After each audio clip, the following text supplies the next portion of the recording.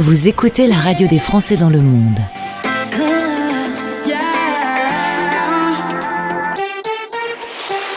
Le podcast. Aujourd'hui, il faut savoir s'engager. C'est ce qu'a fait Alexia, notre invitée.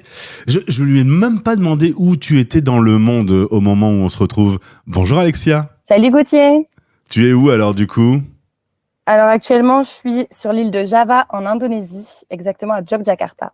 On va parler de ce projet que tu as monté et que tu fais vivre depuis plusieurs mois. D'abord, je salue Eva et Clément de Odyssée. C'est via ce couple de globetrotters qu'on s'est connus et qu'on se retrouve aujourd'hui. Tu es une Lilloise de 25 ans. Très jeune, dès tes 18 ans, tu voulais t'engager dans des projets à impact social. Le combat sur l'égalité des femmes est un combat qui te semble vertueux. Oui, tout à fait. En fait, j'ai rejoint des projets à impact assez jeunes, mais on va dire qu'il y a deux projets qui ont vraiment marqué un peu mon parcours. D'abord, j'ai réalisé un service civique au sein d'une ONG sportive qui s'appelle Play International et je travaillais auprès des réfugiés pour essayer de promouvoir l'inclusion par le sport. Et puis ensuite, j'ai bossé au sein de la fondation d'entreprise Decathlon, où c'était également des projets par le sport, un peu partout dans le monde. Et j'ai réalisé en fait à chaque fois à quel point les femmes tenaient une place centrale dans ces projets. Mais pourtant, elles sont pas souvent reconnues ou visibilisées pour tout ce qu'elles font pour leurs engagements. Et donc, j'avais à cœur de pouvoir, moi, faire rayonner ces initiatives et mettre en valeur tout ce que ces femmes font pour nos sociétés. Résultat, tu t'es dit un jour, je vais me lancer dans mon propre projet. Ça s'appelle Women's Game. Ce sont des femmes qui sont proches du monde du sport et qui sont engagées. Et tu t'es promené dans le monde pour les rencontrer, pour tendre ton micro. Mais du coup, tu as une formation de journaliste ou tu as appris comme ça ? Alors, j'ai vraiment appris sur le terrain en faisant. J'ai toujours eu un peu ce rêve de jeune fille d'être journaliste, reporter engagé sur le terrain. J'étais attirée par cet univers-là, pouvoir transmettre en images des choses qui me semblent essentielles autour des droits humains, autour de l'impact social. Et puis, au final, j'ai pas du tout fait de formation dans ce milieu-là. J'ai fait mes études à Sciences Po à Toulouse. Et puis, j'ai quand même étudié la coopération internationale, donc en lien avec les sujets que je traite, mais pas la vidéo. Donc, la vidéo, ça a été vraiment un apprentissage au jour le jour sur le terrain. Ce qui a été très riche parce que j'ai tellement appris chaque jour. Pas toujours facile, mais je suis très fière aujourd'hui de déjà ce qu'on peut arriver à produire tout en apprenant par soi-même. Alors, en 2022, vous avez le projet. Je dis « on » parce que en février 2023, tu pars sur le terrain avec ton copain, qu'on salue, Thomas. Un voyage engagé, direction la Colombie. Il y aura ensuite le Pérou, la Bolivie et le Chili pour l'Amérique du Sud. Quand on commence cette aventure comme ça, on a aussi le fait de se déplacer, de changer de langue, de changer de culture. Comment tu as pu gérer tout en même temps et en maintenant le cap sur le projet ? C'est une bonne question parce qu'en effet, il a fallu devoir jongler avec plein de paramètres. Moi, j'ai de la chance parce que je parlais déjà plutôt bien espagnol, donc ça a vraiment été essentiel. Et c'est aussi pour ça que j'ai choisi l'Amérique du Sud pour commencer. Ça me paraissait essentiel de pouvoir, pour vraiment aller chercher de l'information de qualité et avoir des témoignages précieux, de pouvoir partager la langue avec les personnes que je rencontrais.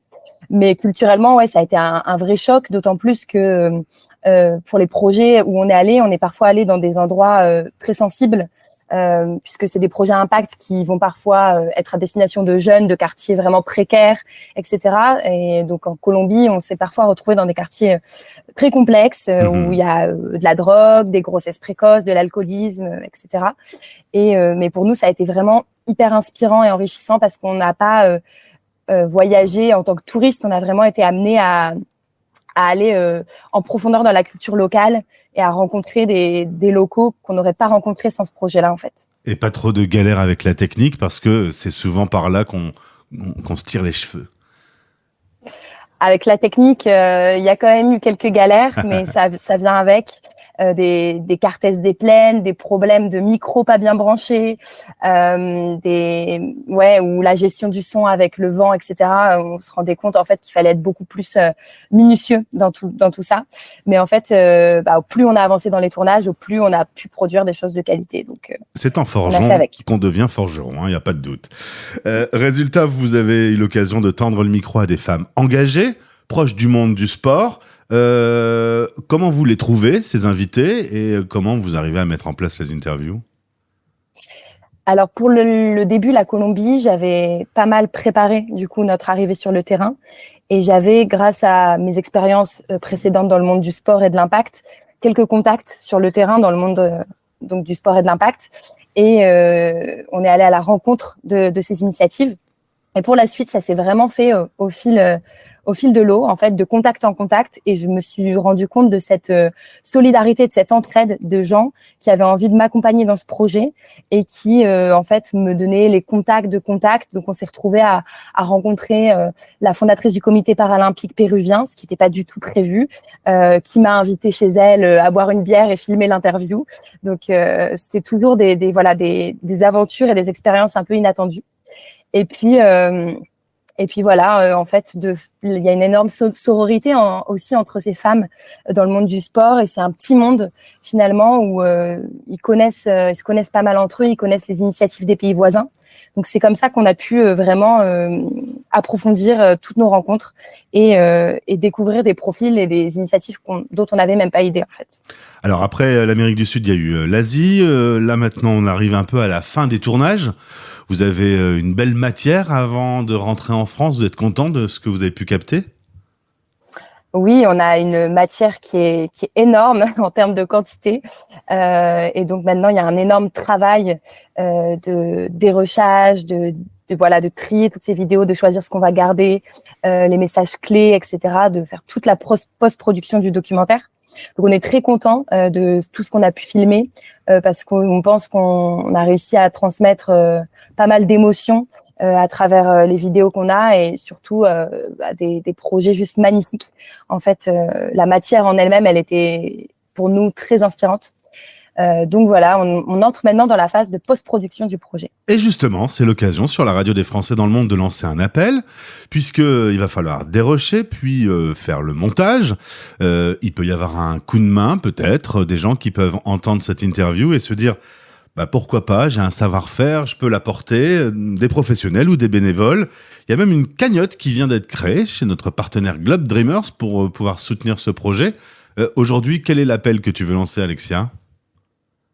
L'appel que je souhaite partager, c'est que si ce projet fait écho, parce que j'aime travailler avec des personnes qui partagent aussi les mêmes valeurs, je serais ravie de pouvoir travailler avec des professionnels à la fois de l'étalonnage, du son, surtout pour m'accompagner sur ces deux parties-là, et puis des bénévoles pour m'accompagner à booster la communication du projet, à rechercher des financements, à m'accompagner sur la diffusion que je souhaite faire à la fois dans des écoles, des entreprises, des festivals engagés, mais aussi, on l'espère, dans des cinémas sociaux.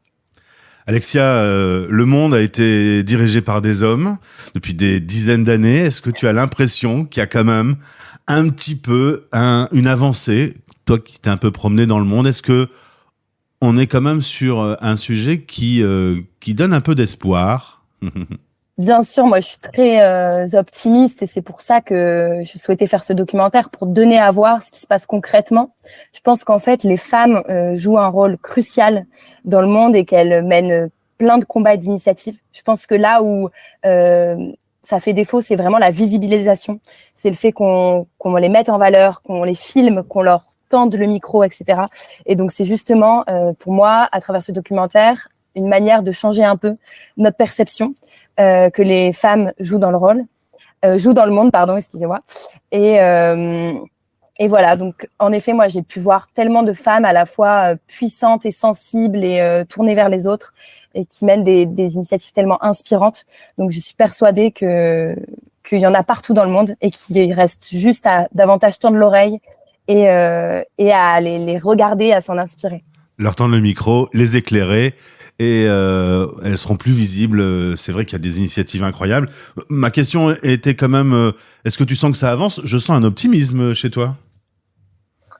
C'est une cause qui n'est jamais acquise et qui peut avancer et reculer, comme on peut le voir dans le contexte actuel.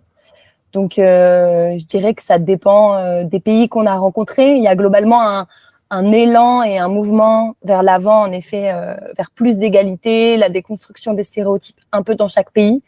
Mais il y a quand même des cultures traditionnelles très fortes et un patriarcat très ancré qui demande de faire énormément de sensibilisation, d'éducation et de changer un peu notre perception et les imaginaires.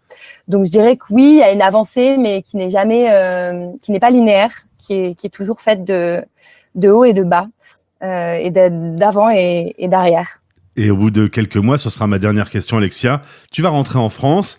C'est pareil. Est-ce qu'en France, au final, on tire de bons enseignements ? Est-ce qu'on avance sur la cause ou pas assez vite au final ?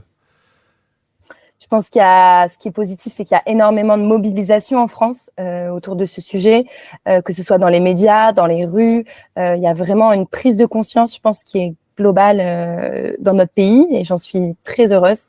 Mais on a, comme dans d'autres pays, toujours des conservateurs et des traditions, etc., qui persistent. Donc, c'est encore une fois un travail de longue haleine, de sensibilisation, d'éducation, mais je suis assez optimiste à ce sujet. C'est bien, il faut l'être. Alexia, tous les liens pour te contacter sont dans ce podcast. Vous n'hésitez pas si vous pensez pouvoir apporter de l'aide à ce projet qui s'appelle Women's Game. Tu salues Thomas, profitez bien de l'Indonésie et de son soleil puisque tu vas ensuite revenir à Lille. C'est là où se trouvent nos studios et je t'avoue qu'on en a beaucoup moins. Bon courage, belle aventure à toi et tu nous tiens au courant surtout. Avec grand plaisir, un grand merci pour m'avoir reçu sur la radio des Français. Françaisdanslemonde.fr